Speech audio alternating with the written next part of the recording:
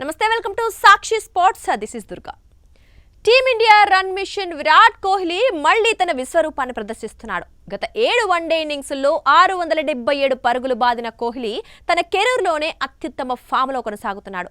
తాజాగా వడోదరా వేదికగా న్యూజిలాండ్తో జరిగిన మొదటి వన్డేలో కోహ్లీ కేవలం 7 పరుగుల తేడాతో సెంచరీ మిస్ చేసుకున్నాడు. 91 బంతుల్లో 8 ఫోర్లు, 1 సిక్సర్తో 93 పరుగులు చేసి అవుట్ అయినప్పటికీ ఈ ఇన్నింగ్స్తో ఏకంగా 5 చారిత్రాత్మక రికార్డులను తన ఖాతాలో వేసుకున్నాడు.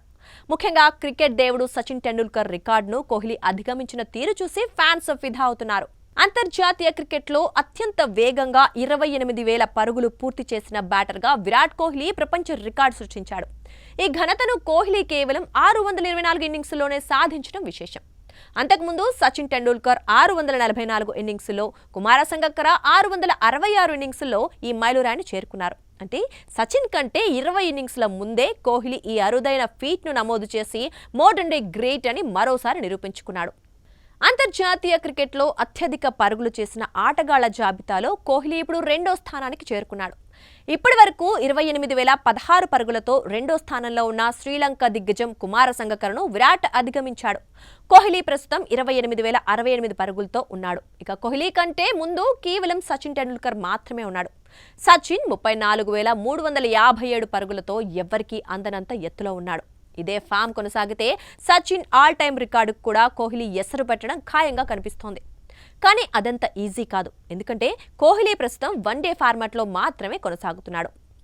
ఇక భారత్ తరఫున అత్యధిక వన్డే మ్యాచ్లు ఆడిన ఆటగాళ్ల జాబితాలో కోహ్లీ మాజీ కెప్టెన్ సౌరవ్ గంగూలీని అధిగమించాడు. గంగూలీ 308 వన్డేలు ఆడగా కోహ్లీకి ఇది 309వ మ్యాచ్. తద్వారా భారత్ తరఫున 5వ అత్యధిక వన్డేలు ఆడిన ప్లేయర్గా నిలిచాడు. ఇవే కాకుండా న్యూజిలాండ్పై అంతర్జాతీయ క్రికెట్లో 3000 పరుగులు పూర్తి చేసిన 5వ బ్యాటర్గా కూడా కోహ్లీ గుర్తింపు పొందాడు. గతంలో Sachin, Ricky Ponting, Joe Root, Jacques Kallis మాత్రమే ఈ ఘనత సాధించారు. వన్డే క్రికెట్ చరిత్రలో ఒక బ్యాటర్ వరుసగా 5 లేదా అంతకంటే ఎక్కువ ఇన్నింగ్స్ల్లో 50కి పైగా పరుగులు చేయటం చాలా అరుదు. అటువంటిది విరాట్ కోహ్లీ తన కెరీర్లో ఇలా చేయటం ఇది 5వసారి. ఆస్ట్రేలియాపై 3వ వన్డే నుంచి మొదలుపెట్టి నేటి న్యూజిలాండ్ మ్యాచ్ వరకు కోహ్లీ వరుసగా హాఫ్ సెంచరీలు బాదుతూ అజేయంగా నిలుస్తున్నాడు.